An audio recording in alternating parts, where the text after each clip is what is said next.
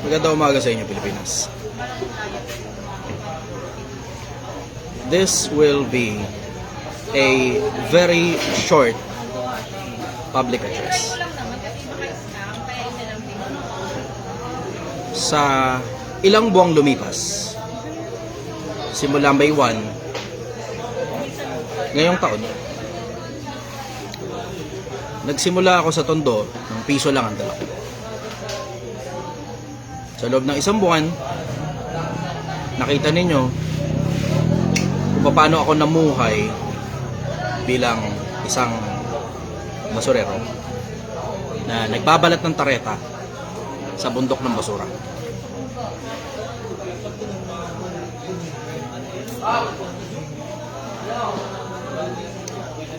Hindi biro yung sakripisyo,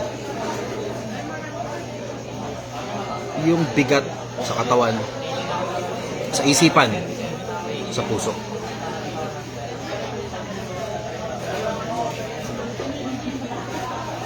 Pero pinilit kong kayanin kahit hindi ko naman kailangan, alang-alang sa kapakanan ninyo.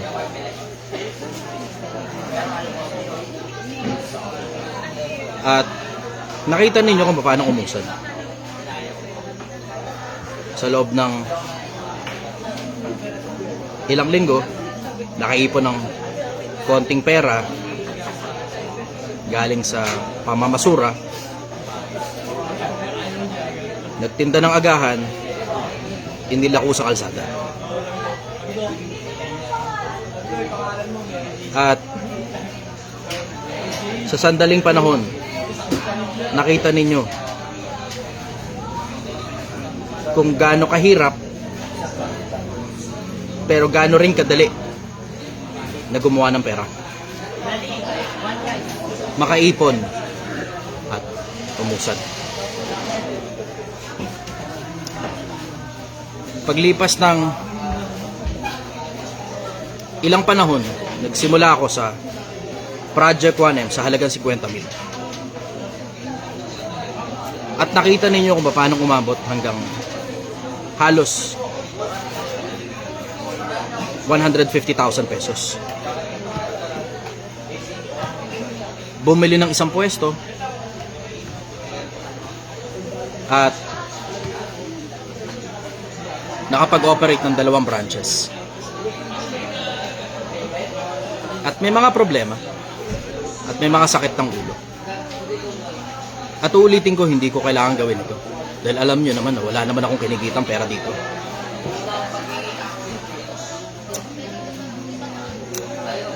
Pero magkagayon man, kahit punong-puno ng sakripisyo, kahit punong-puno ng problema, tuloy-tuloy tayo. Ang isa sa mga pinakamabibigat sa akin, yung alam naman ng mga tao na hindi ko kailangan gawin ito. Alam nyo naman na wala akong kinikita rito. Alam nyo rin naman na wala akong napapala rito. Bukod sa konting barya na pasukli sa lahat ng inilabas kong pera para manatiling nasa social media at matuto kayo, at sa lahat ng sakripisyo na ibinigay ko, gamit yung katawang ko, gamit yung isip ko, gamit yung puso ko. At dumating na rin sa panahon na nakakapagod na rin.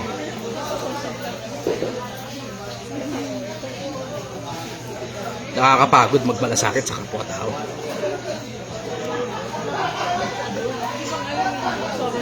At hindi biro yung bigat.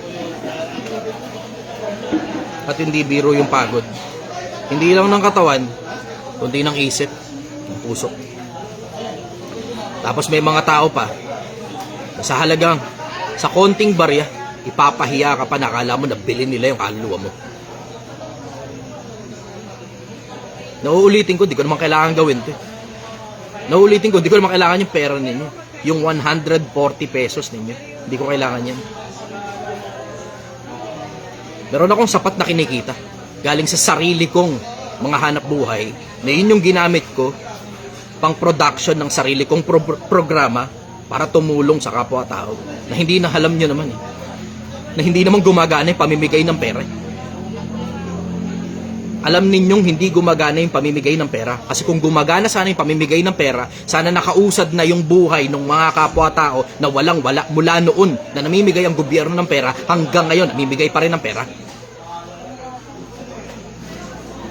Na alam ninyo, hindi rin naman gumagana yung ginagawa ng mga charity institutions na namimigay ng pagkain eh.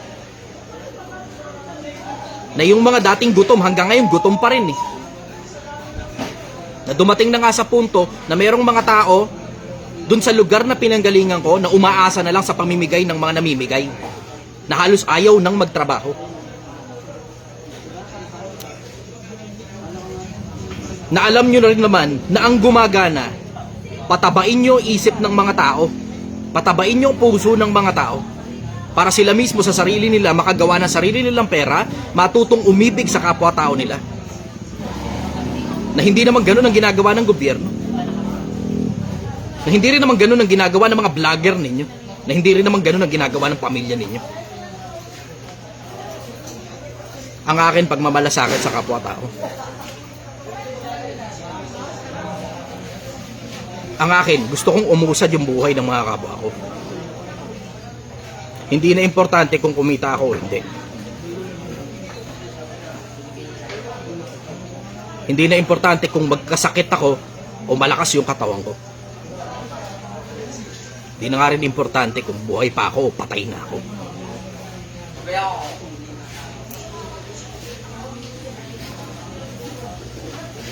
Pero para may mga ilang tao na akala mo sa halagang kapirasong barya, akala mo pag-aari ka na nila.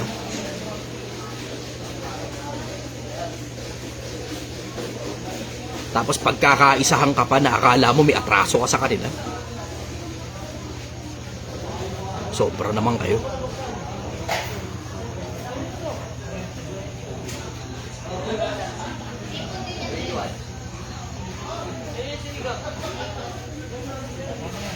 Wala raw tulog 5 oras. Kung anong oras natutulog yung mga empleyado ko, ganong oras din naman ako natutulog. At kung hindi ninyo alam, yung mga empleyado ko natutulog sa kama, sa air condition na kwarto, habang ako natutulog sa sahig. Hindi sinabi yan sa inyo, diba? Kasi nga kulang-kulang nga yung mga impormasyon na inilabas. Upal.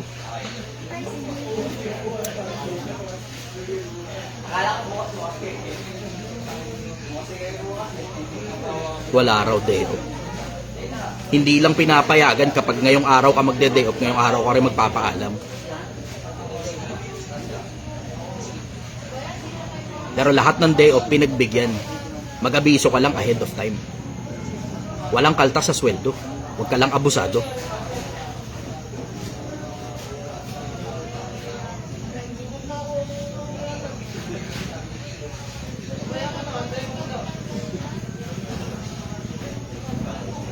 Nakakapagtaka. Kung aping-api pala kayo,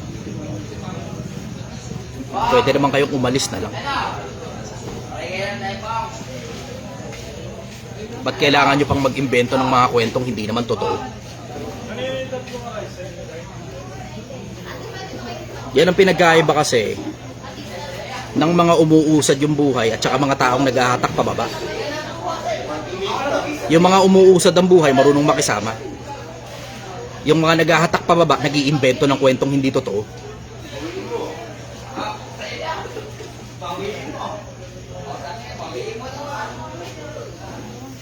Alam mo, simple lang naman ang konsepto Pilipinas eh. Alam nyo naman, wala akong monetization dito. Alam nyo namang yung isang page ko na 600,000 na monetize, alam nyo rin namang halos wala namang ka-post-post doon at halos wala rin namang masyadong nanonood doon dahil hindi rin naman ako nakikinabang doon, dahil hindi rin naman ako nagla-live doon. Tapos halos wala rin namang video na pumuputok doon. Kaya kahit ungkatin ninyo, yung kinikitang pa $2, $3 kada, kada buwan, $5, $10, akala nyo ikakausad yan.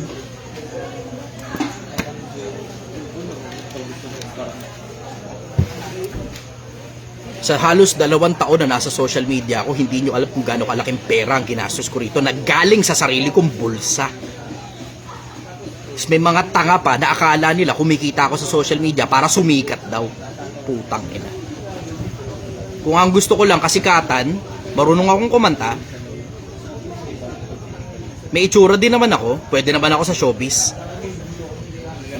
Kung ang gusto ko lang kasikatan, pwede naman ako tumakbo sa politika. At may tabarin naman ako ng utak at may tibay ako ng dibdib para kumandidato. At kaya ko yung gastos kahit independent party pa ako. Kung ang gusto ko lang pera, pwede naman ako mag-promote ng sugal sa inyo, diba? At wala kayong choice kundi tangkilikin ako dahil wala kayong makikita sa internet na katulad ng taba ng utak ko. Katulad ng paninindigan ko na buhay ko, taya ko rito. Ang offer sa akin sa sugal, puta, lampas 1 milyon, kulang-kulang 2 milyon eh. Ang offer sa akin sa politika para mag-promote ng politiko, puta, halos 10 milyon. Mula sa panahon na pumirma ako ng kontrata hanggang matapos yung campaign period. Kung pera lang ang hinahabol, putang ina, napakadaling gumawa ng pera. Napakadaling gumawa ng pera. Pero nakikita ninyo, nandito ako, nagsimula sa kalsada, nagsimula sa pamamasura, nagtitinda sa tabi ng kalsada para putang ina kumita ng kapirasong barya para makasabay kayo. Tapos pakiramdam nung iba, kala mo inapi pa sila, puta. Pinapakita nga sa'yo kung paano gumawa ng 1 milyon eh. Kung hindi mo pala kaya, di huwag ka mag-apply dito, poke ng ina ka. Mag-apply ka sa kung saan man, sa karinderya o sa kung saan mang punong-puno ng day off, punong-puno ng pahinga. Gusto mo sa bahay ka na lang, matulog ka maghapon. Huwag ka na mag-apply dito. Yung mga gustong mag-apply dito, yun yung mga taong gusto lang makita yung proseso kung paano gumawa ng 1 milyon. Yung ikaw mismo gusto mong makuha yung disiplina kung paano gumawa ng pera. Pero kung hindi ka pala interesadong gumawa ng pera, poke ng ina mo, nasa bahay ka na lang. Manahimik ka sa inyo, matulog ka sa inyo. Punta-punta ka rito, apply ka rito, tapos pakiramdam mo, inapik kang gago ka, pwede ka namang umalis kahit kailan mo gusto. Magsasalita ka pa ng mga bagay na hindi totoo, mag-iimbento pa kayo. Magrereklamo ka sobrang asim ng putang inang sinigang, eh di sana nagnilaga ka, gago. Tang ina mo eh, 'di ba? O tapos nung nag-reply ako ron, di ka ngayon makasagot. Ulol ang puta. Pero nagpapasalamat pa rin ako sa mga taong ganun. Papasalamat pa rin ako sa inyo. Kasi dahil sa inyo, na-realize ko rin na importante rin pala yung sarili ko.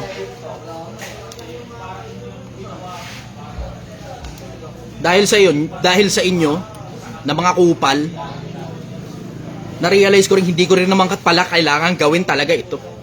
Pwede naman ako manahimik na lang sa bahay eh, di ba? Pwede naman ako manahimik sa mga sarili kong hanap buhay, kainin yung sarili kong perang pinaghirapan ko na hindi ko kailangan tong putang inang social media, makatulong sa mga tao. Hindi, malunod kayo pare-parehas. Malunod kayo. Bahala kayo sa buhay nyo.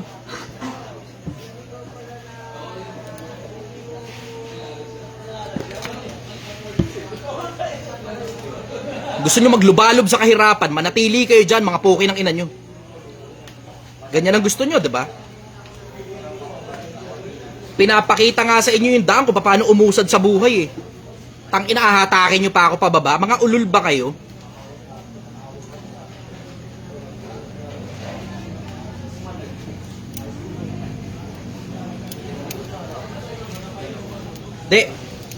Di na.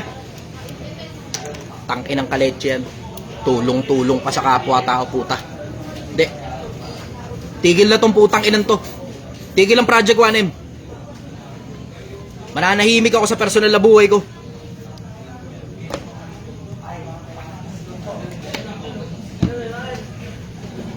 Pagpapasasaan ko yung sariling perang pinaghirapan ko, matutulog ako ng mahaba, Magpapahinga ako ng husto, magpapamasahe ako, mamamasyal ako, magta-travel ako, wala akong pakialam sa inyo.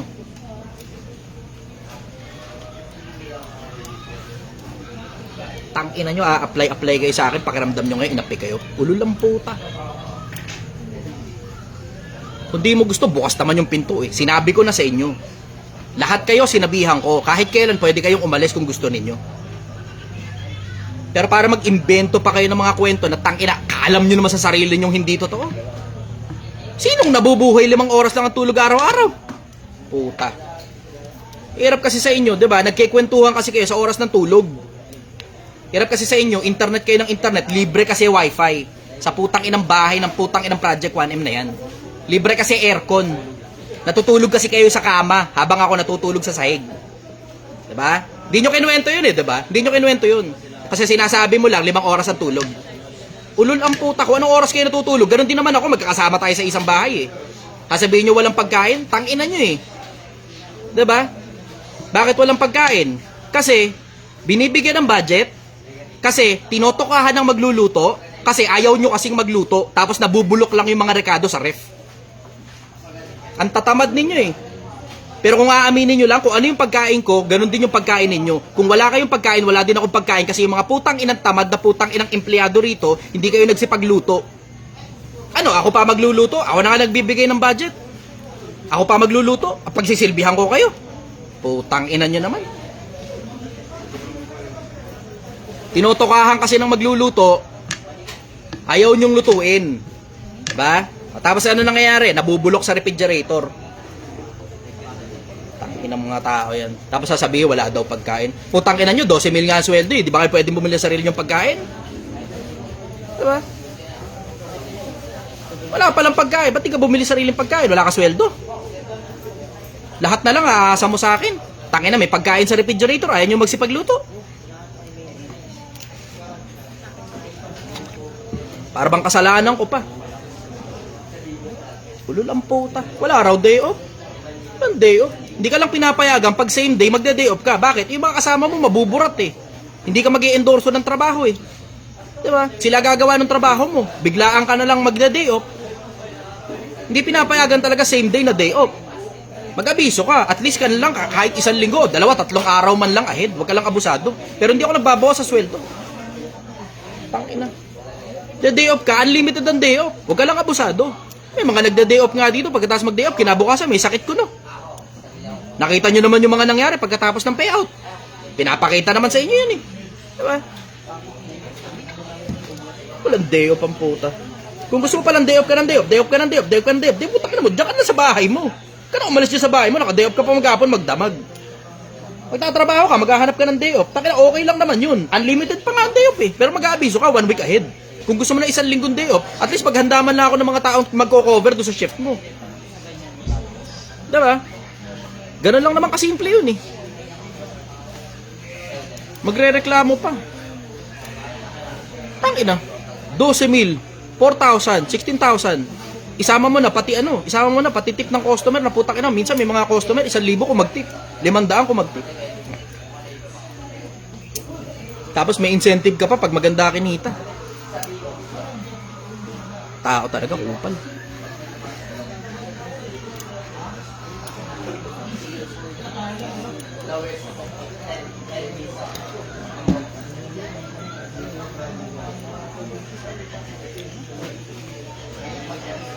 Simple lang naman eh, diba? Kung gusto mong manahimik sa bahay ninyo, doon ka na sa bahay nyo. Huwag ka na mag-apply pa sa akin. Yung mag-a-apply dito, yun lang yung mga taong gusto makita kung paano yung proseso ng paggawa ng 1 milyon. Alam nyo naman, tulong sa kapwa-tao to, hindi naman para sa akin to eh, diba? Alam nyo rin naman, hindi ko inaangkin yung pera. At alam ninyo, lahat ng mga nagtrabaho dito, alam nyo wala akong binibili para sa sarili ko. Alam nyo yan. Tangina. Is it too much para bumili ako ng 1 pirasong Mountain Dew o 1 pirasong Cobra? Pero wala akong binibilin damit para sa sarili ko. Mula nung nagsimula itong putang inang endeavor na to. Wala akong pasyal para sa sarili ko mula nung nagsimula itong putang inang Project 1M na to. Wala akong ginastos na pera dito sa lahat ng perang nandito. Lahat yan, kung hindi pambayad sa tao, pambayad sa bills, pambayad sa karne, pambayad sa gulay. Pero para sisihin nyo ako sa mga pagkukulang ninyo na kayong naggumawa ng sarili nyong mga pagkukulang, tangina naman. Diba? Walang pagkain ng puta, nabibigay ako ng budget. Yung taga-pamalengke ang namimili ng putang inang rekado. Tapos nabubulok lang sa ref. Tapos sasabihin nyo, kasalanan ko. Tangina, pag hindi nga kayo nagluto, ako rin ng ano eh. Gutom kayo, gutom din naman ako eh. Hindi naman ako parang bumibili ako ng pagkain para sa sarili ko, tapos sarili ko lang papakainin ko eh. Magkakasama tayo sa isang bahay. Putang ina nyo naman. Di na. Dahil dyan, at saka iba pang mga nagre-reklamo, tigil na tong putang inang to. Hindi ko kailangan tong Project 1M na to. Tigil na to.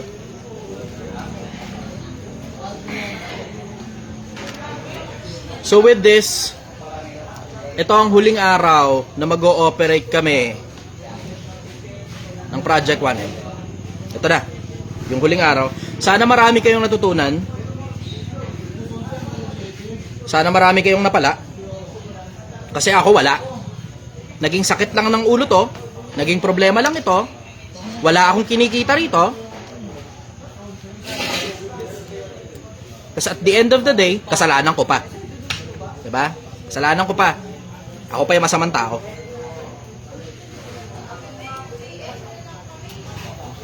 Yung tumutulong ka na lang sa kapwa-tao mo, binibigyan mo ng taba ng utak para matuto kung paano gumawa ng 1 milyon, tapos sisisihin ka pa na para may atraso ka pa sa kanila.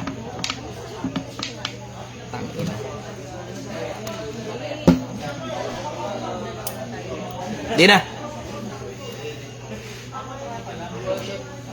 So ito ang mangyayari.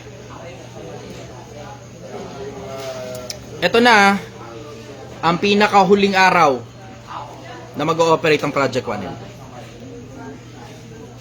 At maraming nanghihinayang at marami naman din ang natuto. Pakinabangan nyo na lang lahat ng mga videos na nauna.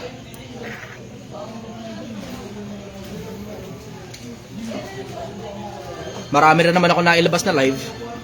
At nakita nyo rin naman yung disiplina kung paano gumawa ng 1 milyon.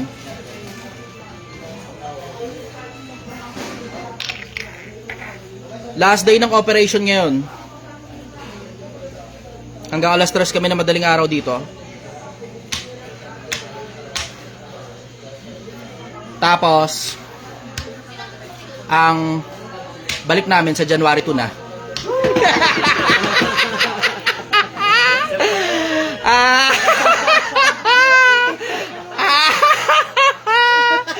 Ano mga putakinan nyo? Hindi nyo kaya talunin ng putakinan ng Chester nyo. Ako pinakasiraulong tao sa buong social media.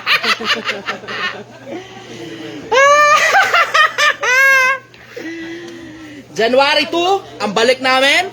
Magbabagong taon muna. Magpapahinga muna ako. Matutulog ako ng mahaba. Wala muna akong pakialam sa inyo. Wala munang live. Wala munang i-upload na kahit na anong video. Kami matutulog. Kami magpapahinga. Magre-relax muna kami ng gusto. Babalik kami January 2. Sa January 2, ang i-expect ninyo, may mga nagre-reklamo dahil sa quality ng produkto. Ang ibig sabihin yan, kailangan ko ngayong i-improve yung quality ng produkto. At we will have a mandatory limited supply. Ang pagsisilbihan namin maximum good for 100 orders only. Maximum na yun. Para sa DOMSA at sa harap ng barangay. So that's a total of 200 orders only. 200 na order lang ang i-cater namin sa isang araw. Nakapagtansya na ako, we will be able to maintain good quality kapag nanatili kami na may limitation sa loob ng isang araw. We will operate at, I will say, let's have a sensible, conservative time frame na mula alas 7 ng gabi hanggang alas 3 ng madaling araw, Lunes hanggang Linggo pa rin, pero magdadagdag na ako ng additional headcounts para ma-cater ang pagda-day off ng mga tao ko. We will have better working conditions aside from air-conditioned rooms. We will also have unlimited Wi-Fi And I will say, toka-toka ng pagluluto sa pagkain. At ang mga itotoka ko, yung talagang mga marunong sa pagluluto ng pagkain, and that also means magdadagdag kami ng headcount ng mga tao na matataba ang utak at marunong magluto at alam ang ginagawa sa kusina. Kasi derechahan, hindi ko alam kung ano ginagawa ko sa putang inang negosyo na to. Hanggang ngayon, wala pa rin akong malay dito. Nandito ako sa isang industriya na kayo ang may gusto na hindi ko alam kung ano ginagawa ko rito. Wala akong alam sa putang inang pagluluto at pagbebenta ng putang inang pagkain. Ang alam ko lang paglolo. Ngayon, with this, additional updates will be informed as soon as I can come up of something. Kasi biglaan lang ito, naisip ko lang kanina habang naglulok ako sa CR. Alam niyo naman na ang karamihan ng mga contents ko, naiisip ko habang nasa CR ako at tumatae. Alam niyo na yan.